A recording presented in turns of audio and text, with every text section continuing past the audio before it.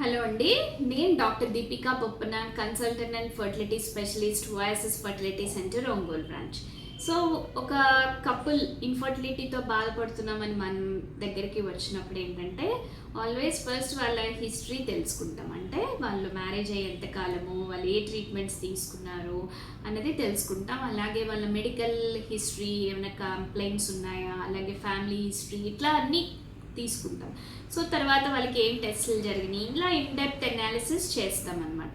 అప్పుడే ట్రీట్మెంట్స్ ఎలా వెళ్ళాలి, ఏం ట్రీట్మెంట్ వెళ్ళాలి, ఆ ట్రీట్మెంట్కి వెళ్ళే ముందు ఏం చేయాలన్నది చూసుకుంటాం.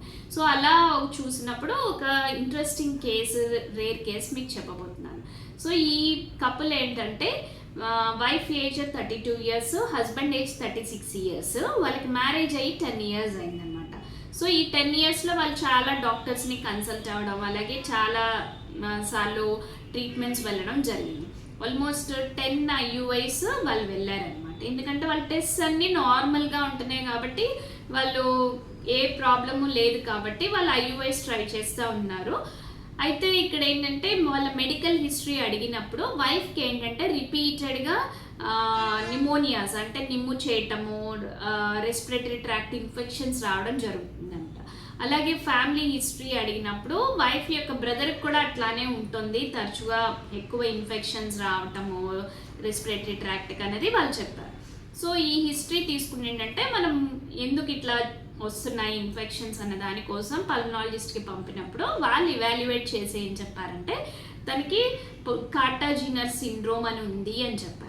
అంటే ఏంటంటే ఈ పర్టికులర్ సిండ్రోమ్లో, అంటే ఈ పర్టికులర్ డిసీజ్లో ఏమవుతుందంటే శ్వాసకోశలో మనకి సీలియా అని సన్నటి హెయిర్ లైక్ స్ట్రక్చర్ ఉంటుంది. సో అదేంటంటే ఇట్లా కదులుతూ ఉంటుంది. ఏవైతే డస్ట్ పార్టికల్స్ లంగ్స్ వైపు వెళ్తున్నాయో వాటిని వెనక్కి తోసేస్తుంది అనమాట. సో ఈ పర్టికులర్ డిసీజ్లో అవి పని చేయవు, అంటే అట్లా కదలవు, అలాగే డస్ట్ పార్టికల్స్ని ఎక్స్పెల్ చేయవన్నమాట. సో దానివల్ల ఏమవుతుంది, తనకి రిపీటెడ్గా ఇన్ఫెక్షన్స్ వస్తూ ఉన్నాయన్నమాట. ఎందుకంటే ఎయిర్ ఫిల్టర్ అవ్వకుండా డస్ట్ పార్టికల్స్ వెళ్తుంది కాబట్టి. అలాగే వీళ్ళకి దీనికి సంబంధం ఏంటి ఇన్ఫర్టిలిటీ కంటే, మన ఫెలోపియన్ ట్యూబ్స్లో కూడా, ఆడవారి ఫెలోపియన్ ట్యూబ్స్లో కూడా ఇలాంటి సన్నని సీలియా ఉంటాయన్నమాట. సో అవి ఏంటంటే స్పర్మ్ ఎగ్ వైపు వెళ్ళడానికి, అలాగే ఎగ్ రిలీజ్ అయ్యాక ట్యూబ్లోకి ఎంటర్ అవ్వడానికి, అలాగే ఎంబ్రియో పిండం ఫామ్ అయ్యాక యూట్రస్ వైపు వెళ్ళడానికి అవి హెల్ప్ చేస్తాయి అన్నమాట. సో బ్లాక్స్ లేవని ట్యూబ్ టెస్ట్లో వచ్చిన ఈ సీలియా అన్నవి తనకి పని చేయట్లేదు అనమాట. దానివల్ల ఏంటంటే ఫర్టిలైజేషన్, ఎగ్ స్పర్మ్ కలవటము ఇవేమీ జరగవు. సో అందుకనే తనకి న్యాచురల్గా కానీ IUI కానీ సక్సెస్ అవ్వట్లేదు. సో ఇది ప్రాబ్లం అనమాట. సో ఆల్వేస్ ఏంటంటే మన ఇన్డెప్త్ అనాలిసిస్ అన్ని వైపులా ఆలోచించి ట్రీట్మెంట్స్ వెళ్ళే ముందు చూస్తాం. So hope this video helps you. Thank you.